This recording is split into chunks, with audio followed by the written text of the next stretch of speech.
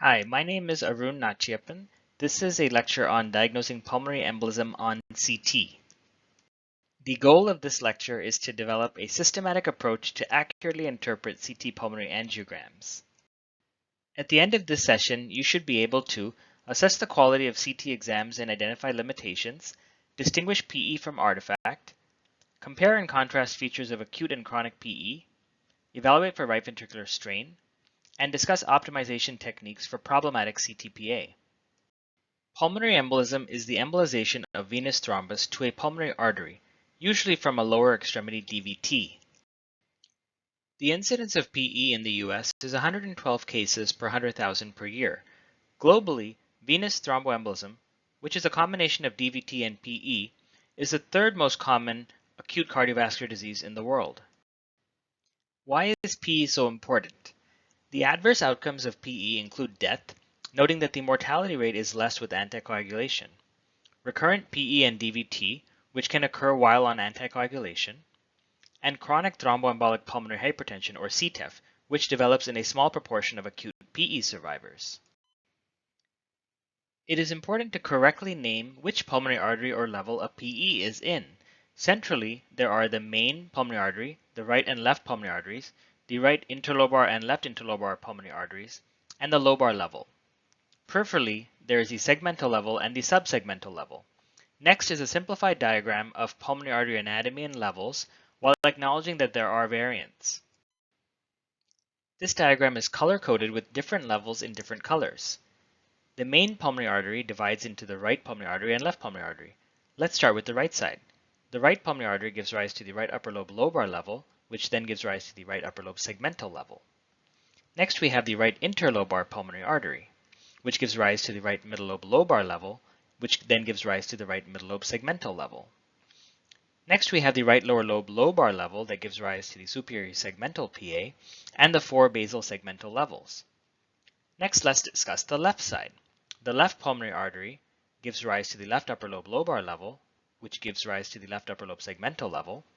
Next, we have the left interlobar PA, which gives rise to the superior segmental PA, and the lingular lobar level, which then gives rise to the lingular segmental level. Next, we have the left lower lobe lobar level, which gives rise to the four basal segmental levels. The segmental level here is in blue, noting 10 on each side. It is particularly important to look for the four basal segmental PAs on CT when assessing quality. The subsegmental PAs are distal to these and not depicted here.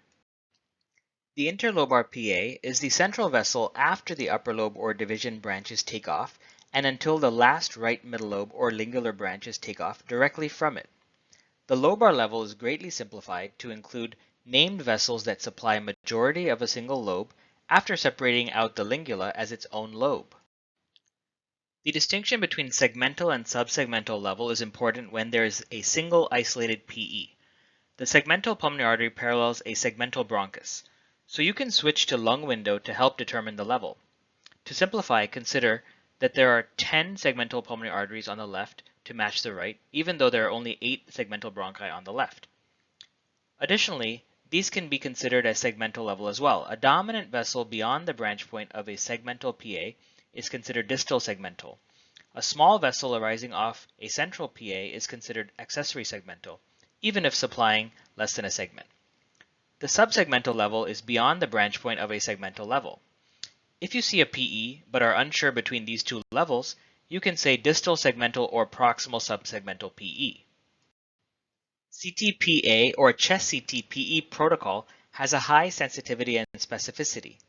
The positive PE rate is variable, but a rate of less than 10% may reflect overutilization.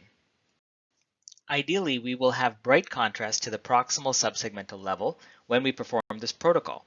We need contrast greater than 100 Hounsfield units in any vessel to evaluate it. This is because on a standard CTPA, acute clot is typically less than or equal to 78 Hounsfield units. To optimize contrast in the pulmonary arteries, we use at least 18 to 20 gauge IV in the antecubital fossa, a high injection rate, and follow contrast with a saline chaser to maintain a tight bolus. A low kVp such as 80 or 100 kVp can be useful for brighter contrast opacification because it is closer to the K edge of iodine. and also has less radiation dose, but this cannot be used for large body habitus. Lowering contrast volume and rate can lessen streak artifact from the SVC. We use the bolus tracker method. An ROI is placed on the main PA and the contrast is injected. Once the ROI crosses the density threshold, the table moves. A breathing instruction to stop breathing, or to take a shallow breath in and stop breathing, is given. And after a brief delay of a few seconds, the scan starts. These steps are important to lessen the occurrence of transient interruption of contrast or pulmonary motion artifact. Our systematic approach to accurate interpretation of CTPA has three big steps. First, assess quality of the exam. Second, determine if there is a PE. And third, evaluate for ancillary findings. The first step is to assess the quality of the exam. To assess the quality of the exam, we need to decide which simplified pulmonary artery level can we clearly see to. Based on this, we determine the quality categories of high, moderate, low, or non-diagnostic as depicted in this chart. While high and moderate quality is fine, low quality may not be, and non-diagnostic is not. On a high quality exam, we can clearly see all the way from the central pulmonary arteries down to the proximal subsegmental level, allowing for typical artifacts such as pulmonary motion in the lingula and left lower lobe, or streak artifact in the right upper lobe. At this slice through the lower lobes, we can see a group of 4 basal segmental level PAs on each side. At a more caudal slice following branching, we see the proximal subsegmental level. On a moderate quality exam, we can clearly see from the central pulmonary arteries down to the segmental level, allowing for some segmental PAs to be limited by typical artifact, but we cannot clearly see the proximal subsegmental level. A moderate quality exam is fine. On a low quality exam, we can clearly see only to the lobar level. We cannot clearly see the segmental or the proximal subsegmental levels. If the provider has a low suspicion, this often suffices. But if high suspicion, the provider may request a repeat CTPA or a lower extremity venous ultrasound. On a non-diagnostic exam, we cannot clearly see the central pulmonary arteries to the lobar level. We may be able to see the main right, left, or interlobar pulmonary artery, but that is not enough. If the ROI is less than 100 Helmholtz units, it is non-diagnostic. For a non-diagnostic exam, ideally call the technologist to rescan the patient with optimized technique following reinjection of IV contrast. Now we will identify specific limitations and artifacts, starting with these: suboptimal contrast opacification, transient interruption of contrast, pulmonary motion artifact, streak artifact, and image noise. If any of these limitations result in a non-diagnostic or equivocal exam, you can follow the optimization technique checklist for rescan, which we will discuss later. There is suboptimal contrast opacification if the ROI on the main PA is less than 250 Hounsfield units, but if less than 100 Hounsfield units, the exam is non-diagnostic. This is an example of suboptimal contrast opacification, as opposed to optimal contrast opacification on the right. With transient interruption of contrast, there is a bright supravena cava and a bright aorta, but the main pulmonary artery, which is chronologically in between these, is somehow less opacified. This can happen if a patient takes a deep breath immediately before the scan, which alters the intrathoracic pressure, resulting in an influx of unopacified blood from the IVC into the heart, displacing the contrast column. Transient interruption of contrast can cause a non-diagnostic exam. To lessen this occurrence, use a breathing instruction that tells the patient to stop breathing or to take a shallow breath in and stop breathing. Ensure there is an inbuilt scan delay of a few seconds after the breathing instruction ends.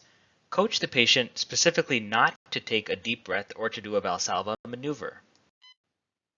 With pulmonary motion artifact, it looks like there is a filling defect on soft tissue windows, but if we switch to lung windows, we see blurry vessels. So this is pulmonary motion artifact. This affects the lung bases and lingula due to respiratory motion or cardiovascular pulsation. To lessen this occurrence, do breath hold coaching before the scan and use a high pitch for the protocol. In this example, on axial, there is a seagull sign. On coronal, there is diaphragmatic movement due to respiratory motion. Here on coronal, a stair-step artifact is visible due to cardiovascular pulsation. Streak artifact due to dense contrast in the SVC mostly affects the right upper lobe. The filling defects are oblique or perpendicular in orientation to the vessel long axis, radiate from the SVC, and the edges are ill-defined. On standard CTPE, if the ROI of a filling defect is greater than 78 Hounsfield units, it is typically artifact, not acute PE. To lessen the occurrence of streak artifact, you can use less contrast volume and less rate for lower KVP scans. Streak artifact from arms can occur when the arms are not raised. Here the right arm was not raised, but is lying alongside the chest, causing streak artifacts to emanate from it onto the chest. Image noise appears grainy due to low signal-to-noise ratio in a patient with large body habitus. To lessen this occurrence, use a large PE protocol with higher MAS and at least 120 kVp for large body habitus. Consider dual energy CT with 100 kVp as the lower tube setting. Next, we will discuss the following limitations and artifacts: flow-related artifact, low cardiac output, parenchymal disease, and bronchial artery inflow artifact. To problem solve for these limitations, use delayed PE technique, which we will discuss later. This is a flow-related artifact with ill-defined wispy margins. On standard CTPA, ROI on a filling defect greater than 78 Hounsfield units is typically artifact, not acute PE. It is caused by incomplete mixing of contrast and blood. You can problem solve for this with a delayed PE technique. With low cardiac output, global slow blood flow can result in the scan appearing too early. Even if the ROI on the main PA is greater than 250 Hounsfield units, the peripheral pulmonary arteries are not opacified well. A clue is that the left atrium and pulmonary veins are not well opacified.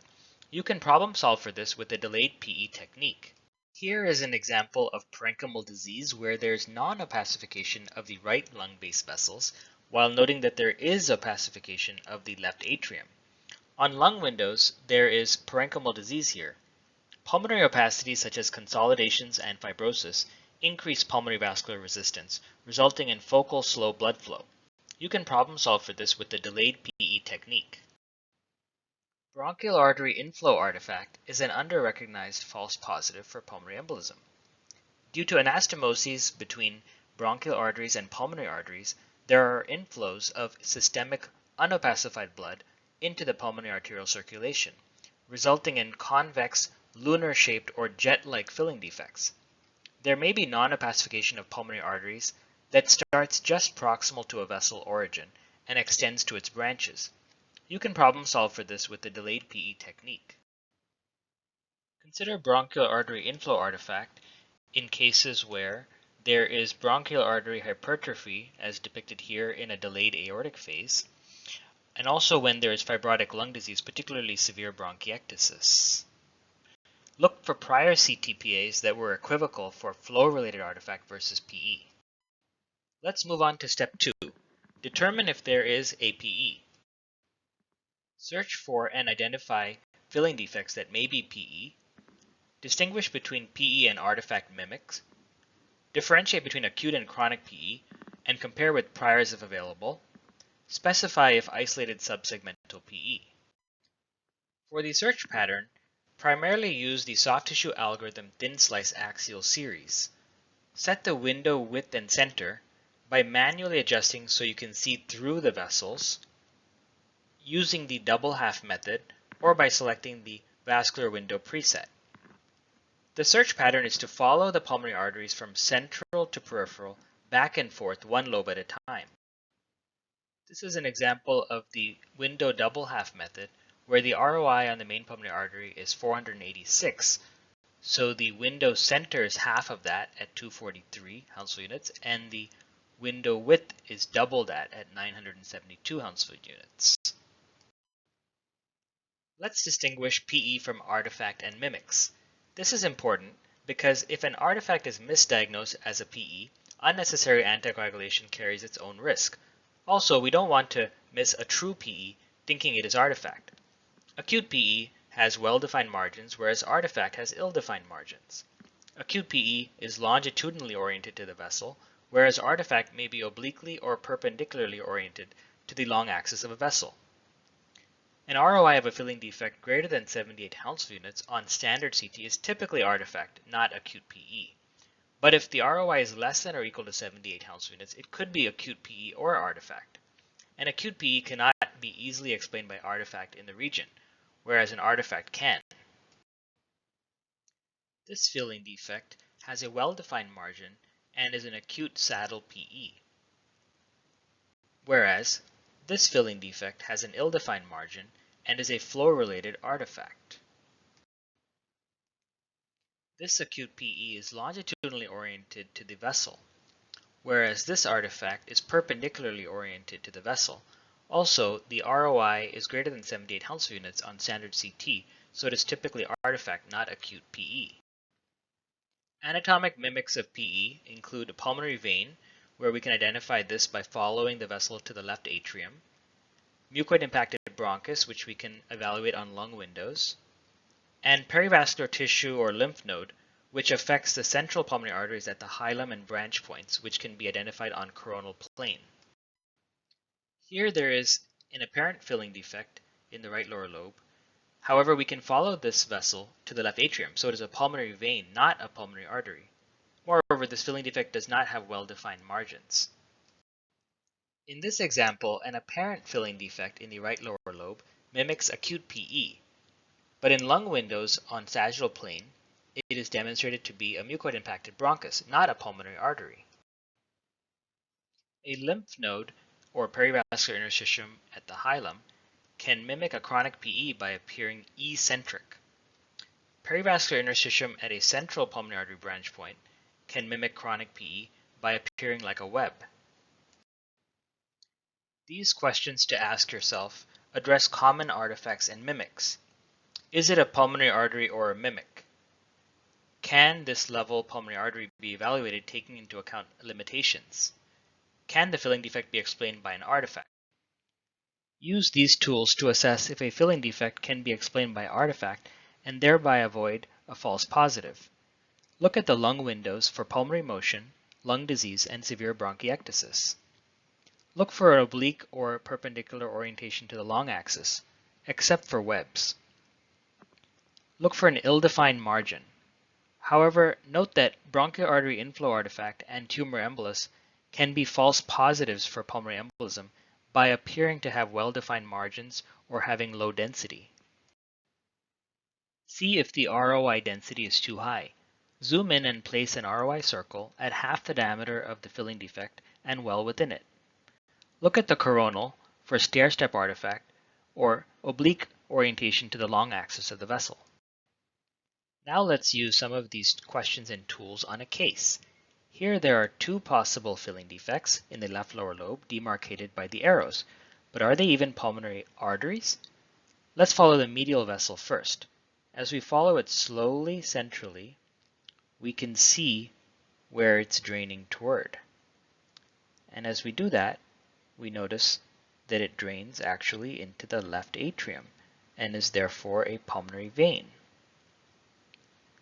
Now let's find the lateral vessel in the left lower lobe.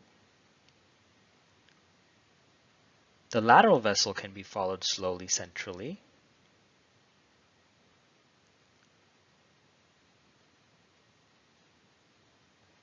And as we do that, we notice that it joins the central pulmonary arteries toward the hilum and is therefore a pulmonary artery.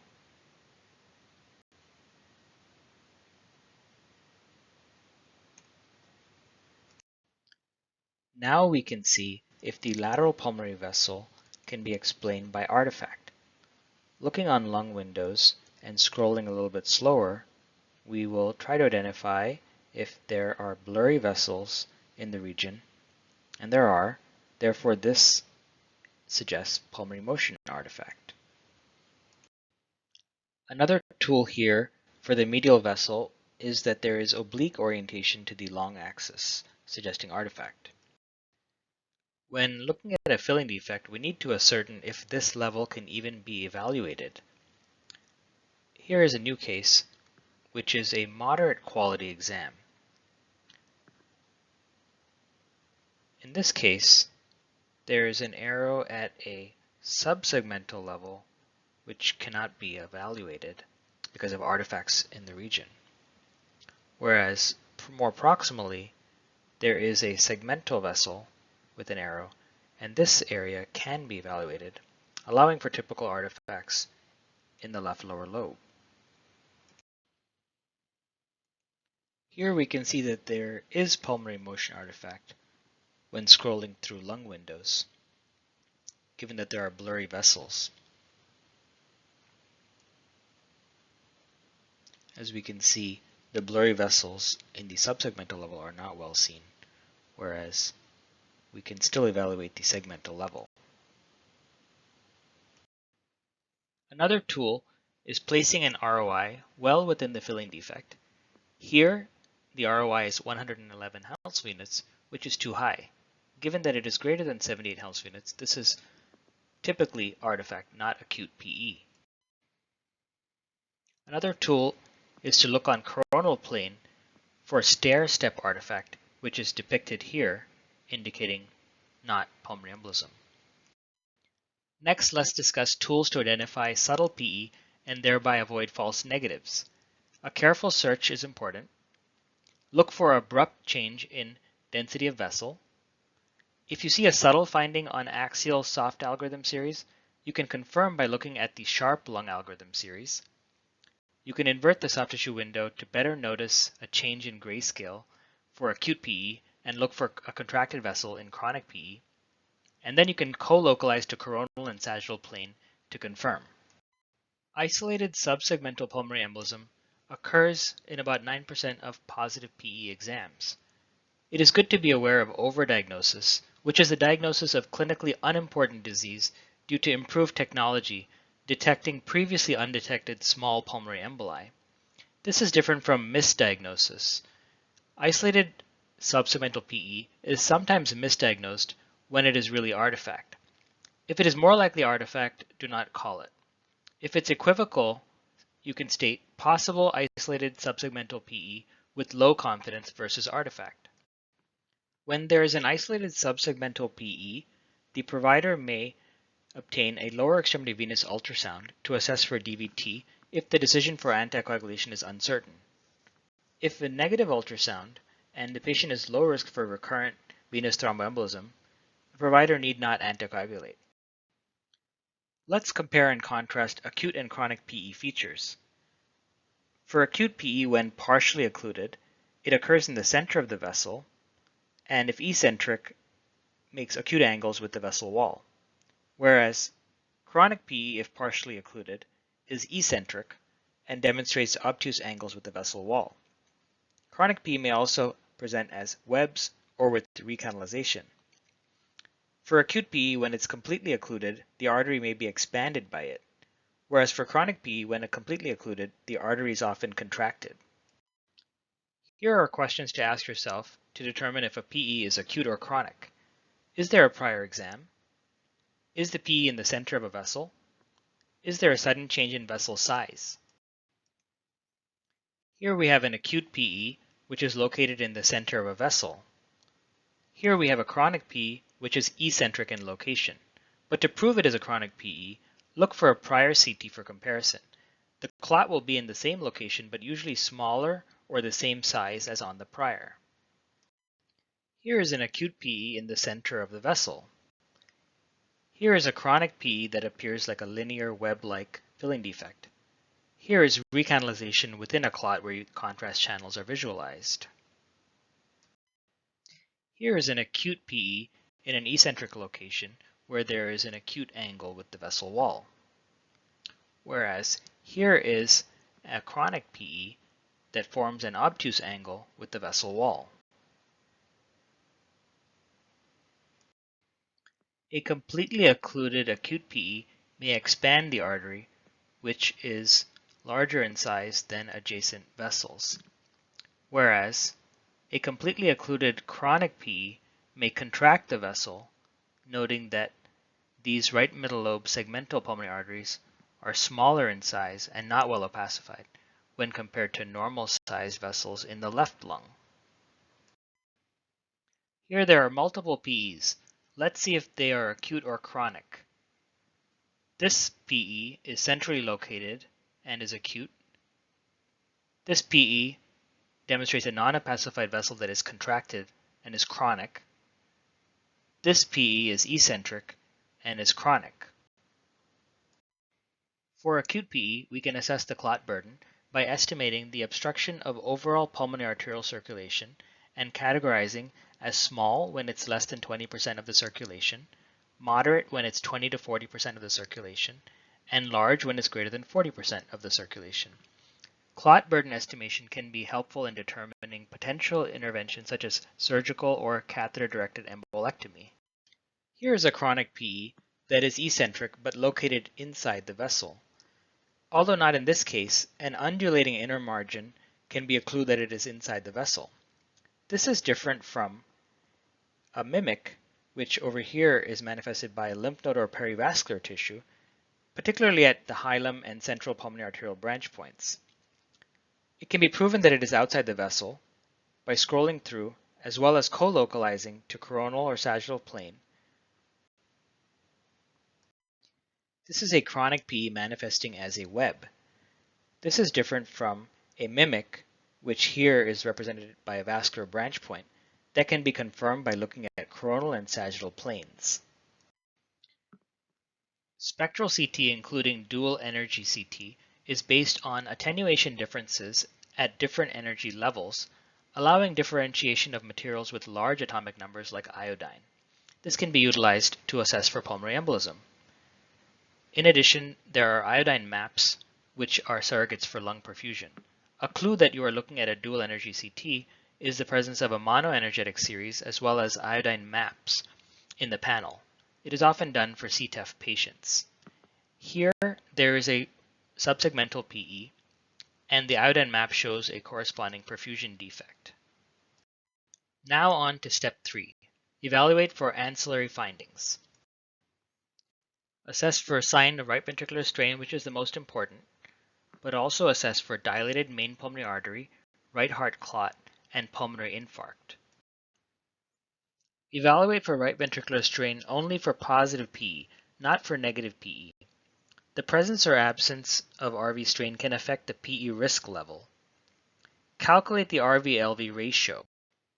To calculate the RV-LV ratio, we should measure the RV and LV diameters at the level of the tricuspid and mitral valve respectively.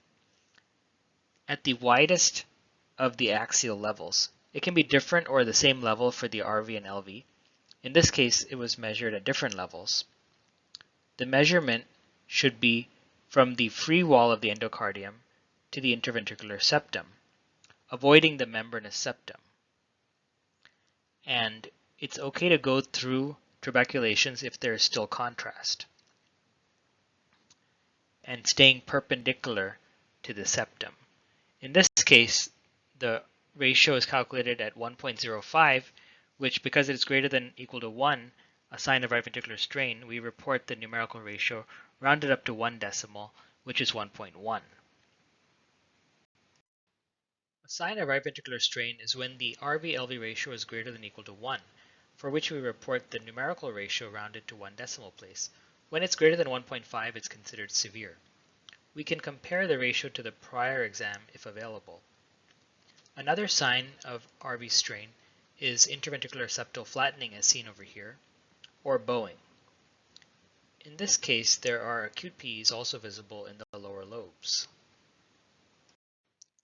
On a CT obtained 2 months later, there is no sign of right ventricular strain any longer. The RV-LV ratio is calculated to be less than 1, and given that it is normal, we just need to report that the ratio is normal, but we don't need to report the actual number. Also note that the interventricular septum is now normal, it's no longer flattened. And also see that there has been inner resolution of previous pulmonary emboli in the lower lobes.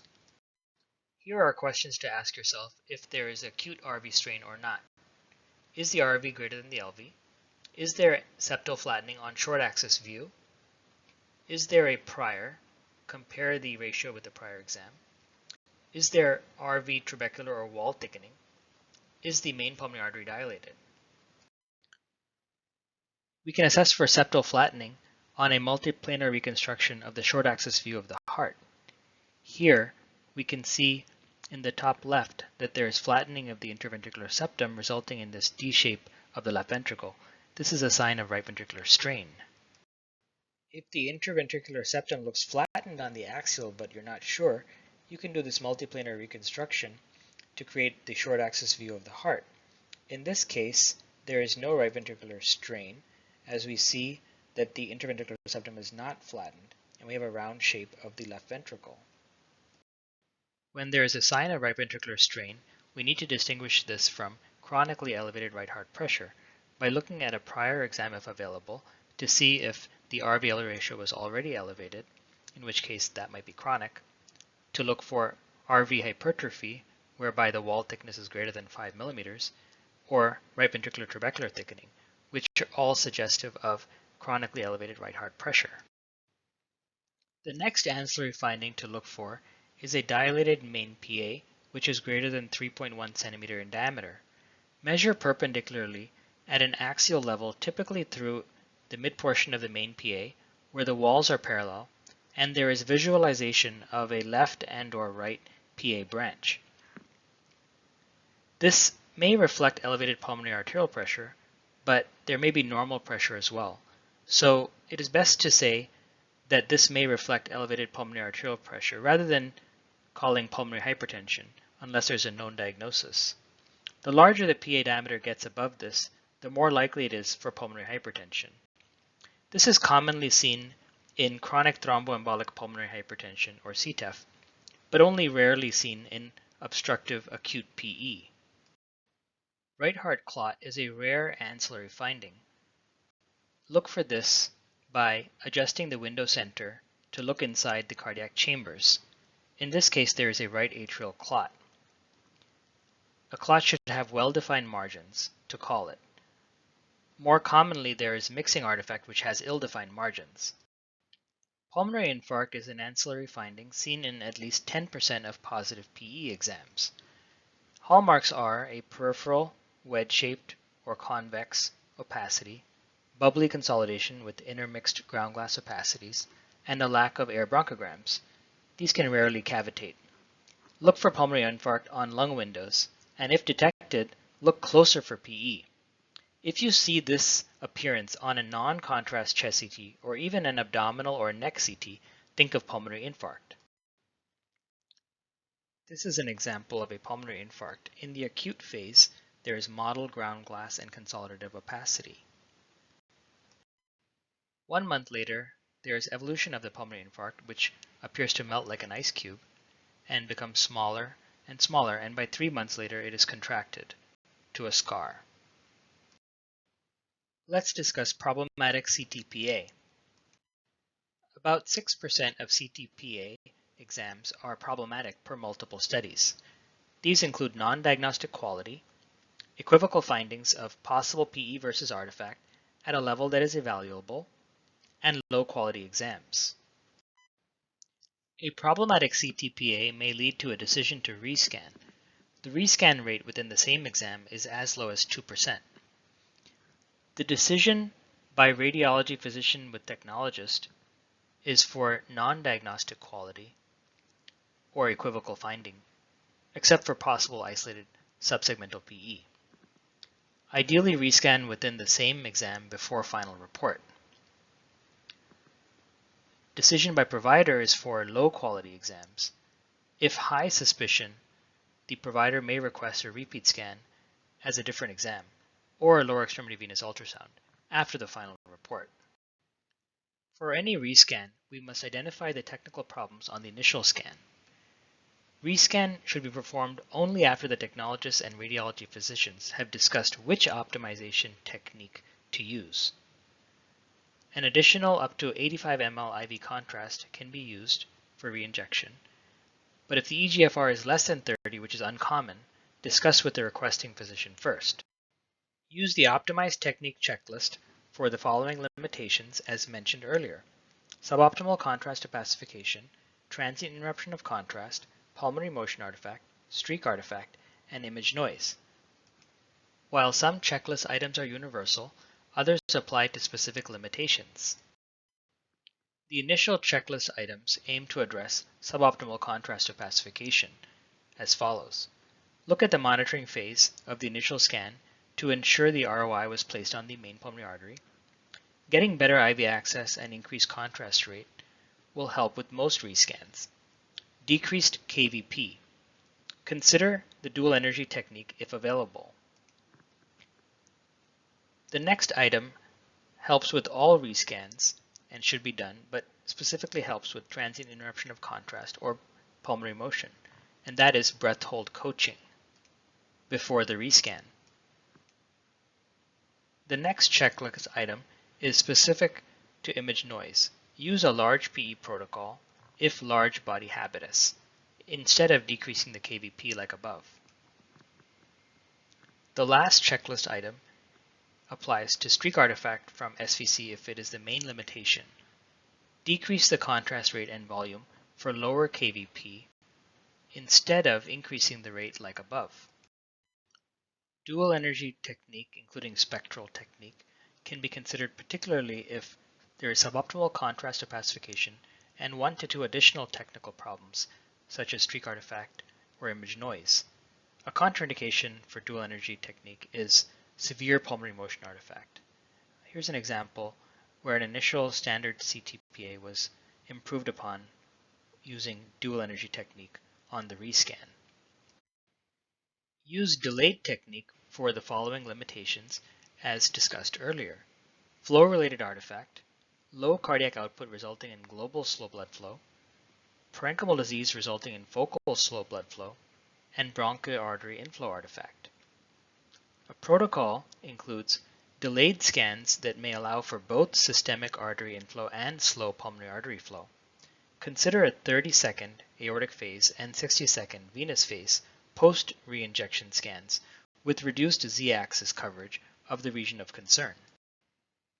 This is the example of bronchial artery inflow artifact shown earlier, which demonstrates a convex lunar-shaped filling defect in a proximal vessel and non-opacification of distal branches.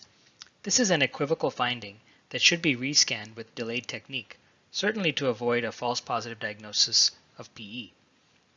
On the delayed aortic phase of the rescan, there is a layering contrast appearance in the proximal vessel and complete opacification of distal branches. On the delayed venous phase of the rescan, there is now complete homogeneous opacification in the proximal vessel and distal branches. So the delayed technique proves that there is no PE. It was bronchial artery inflow artifact, which is under-recognized. Lastly, let's discuss CTPA reporting. These are the questions to answer in the CT report. What is the exam quality? Is there any limitation that is significant? What is the best conclusion regarding presence or absence of PE? Where is the PE? What is the most proximal level with the PE? Are there any ancillary findings? Now that we have discussed the systematic interpretation of CTPA, let's incorporate that into our report. Here is a structured report template with selected fields that have pick lists with specific wording for each choice, default choice highlighted in blue. The procedure goes here, quality assessment goes here, limitation goes here. The exam is allowed to have typical artifacts such as pulmonary motion artifact in the lingula and lung bases, and streak artifact in the right upper lobe.